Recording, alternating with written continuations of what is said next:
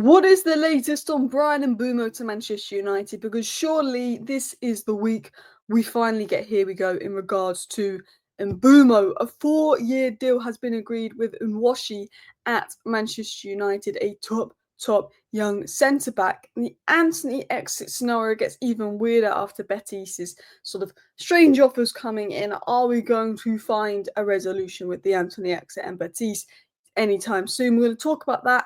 Manchester United want a midfielder.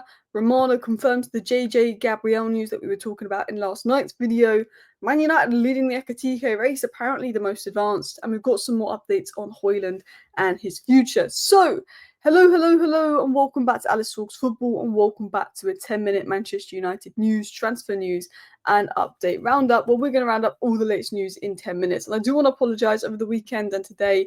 I've been a bit inconsistent with the uploading, but I've had a busy weekend. As of tomorrow, we will be back with 5:30 live streams and live streams around 11:30, 12. Yes, I do apologise for some inconsistencies and not as many uploads over the weekend, but it's been busy. So anyway, and also there's not actually been like that any news that's really worth. It's not really been a load of news over the weekend. I haven't missed anything big, so that's fine. So, what is the latest in regards to Mbeumo? I also want to apologise in advance if we do get any lag. It's not even my Wi-Fi. It's the streaming software I'm using. For some reason, it keeps lagging for me at the moment. But it was said that Manchester United are continuing talks with Brentford for Brian and Mbeumo to find a compromise on a deal. I mean, we all know that. We're still continuing talks. We're still working on the Brian and Mbeumo deal.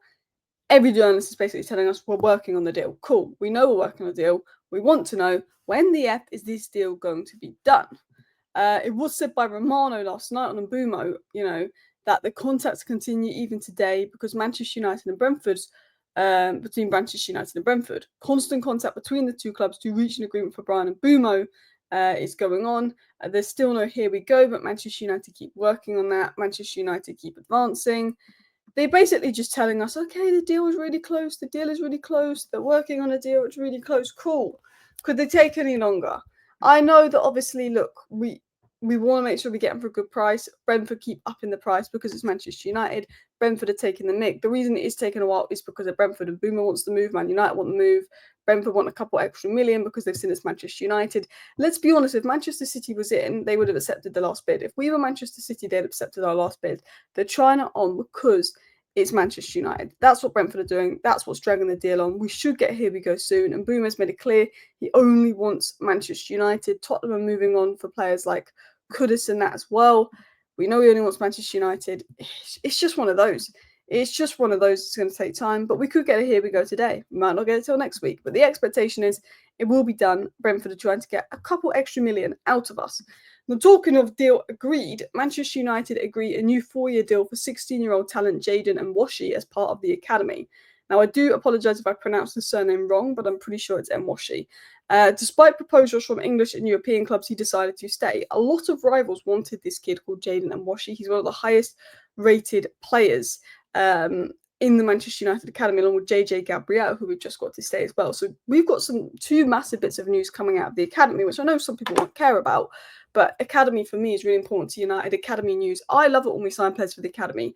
I love it when academy players sign new deals at United. I see academy news as big news because I think academy is a big part of our DNA, and I hope Ruben Amorim embraces that. But then Ngwashi is 16 years of age. He's so highly rated. There was rivals in there. I think Chelsea was one of the clubs interested in him. Rivals were in there because when you're 16, it's easier to potentially leave the current club you're at and go to another club. Was he going to stay at Man United? But United have convinced him to be part of the project and stay. He's turned down rivals to stay at us. He's signed the new 4-year deal with us. That has been agreed. And Robbo said this about him on Twitter. Another massive bit of retention by the club. Arguably our best defensive prospect. He looked utterly dominant in his under-18 appearances at the back at the end of the season. Would not be shocked if he's in the reserves in the next 6 to 12 months. He was absolutely monstrous. He looks like a great prospect. We've got him, we've got Mantato, we've got Camerson, we've got Kokonki. We've got some really good talent coming through at the back. Diego Leon is going to come in. Seka Kone in midfield, he could be going alone. We've brought in Enzo Canabiak, Shea Lacey if he can stay fit. There's a lot of exciting stuff happening with the academy. And one of the most exciting academy players that we're going to talk about in a second is JJ Gabriel. But let's start by talking about the Antony news. We're then going to talk about midfield plans and JJ Gabriel. So this was said by Mike McGrath, who is a very good journalist. Manchester United have been talking to Betis about owning some of Antony's registration rights, which is effectively a sell-on clause if he's sold in the future. I'm fed up. I am fed up. Betis have just made £50 million. Yes, they don't have a crazy amount of disposable income. Yes, Antony is expensive for them. Just sell Antony for 30 million. Betis will find the money. He's willing to take a wage cut.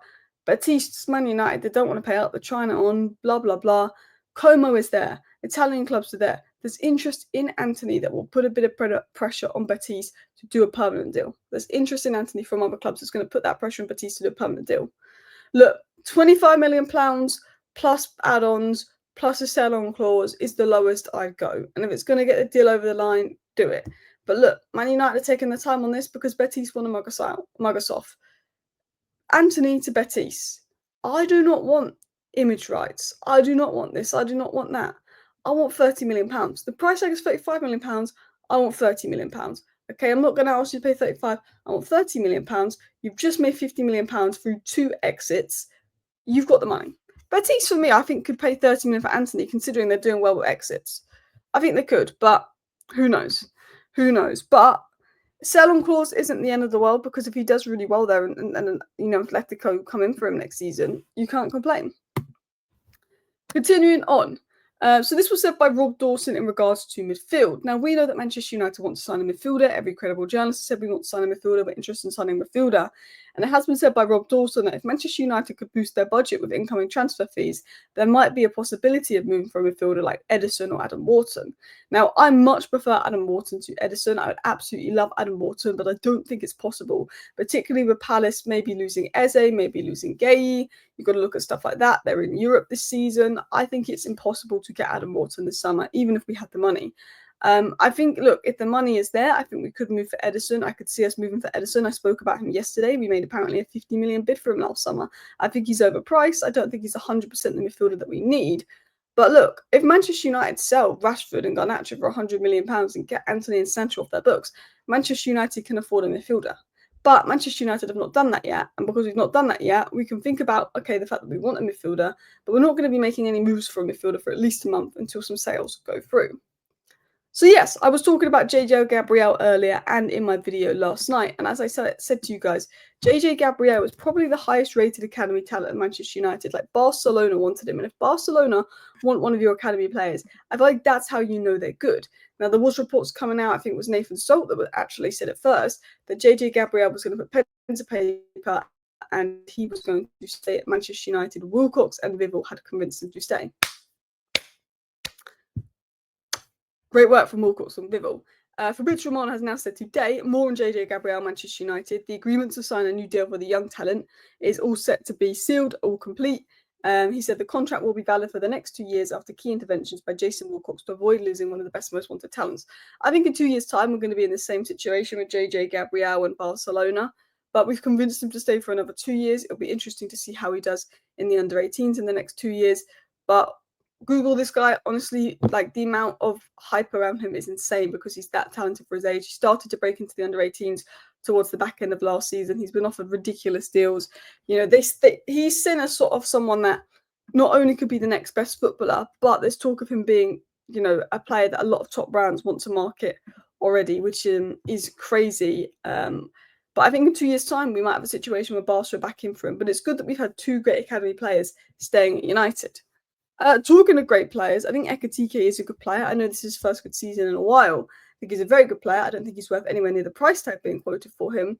But according to Christian Falk, who is good when it comes to Bundesliga news, United are the only club that have spoken to Frankfurt about Ekitike.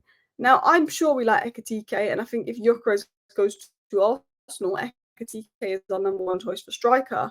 I think because of his wage demands being low and because of the fact that Frankfurt are willing to do a deal across 5 years, do a lot of add-ons, even though it's pricey, they're quite flexible with it.